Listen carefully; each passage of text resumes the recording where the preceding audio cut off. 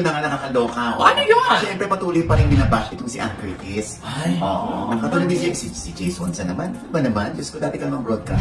Paurong. Ay. Totoo yan, paurong siya. Oo, di ba? Mula nung magkahiwalay kayo ni Tita Mel Chanco, nag-iba yung direksyon ng buhay mo. Talagang ginajustify mo pa yung pambabastos ng ibang mga kauri mo kay Ann Curtis. Tulad niya, may naglabas ng resibo. Pinakita na naman kung saan naka-orange siya. Ang t-shirt. Na nakulong siya. Kasi nga, di ba, yung meron siyang kaso noon.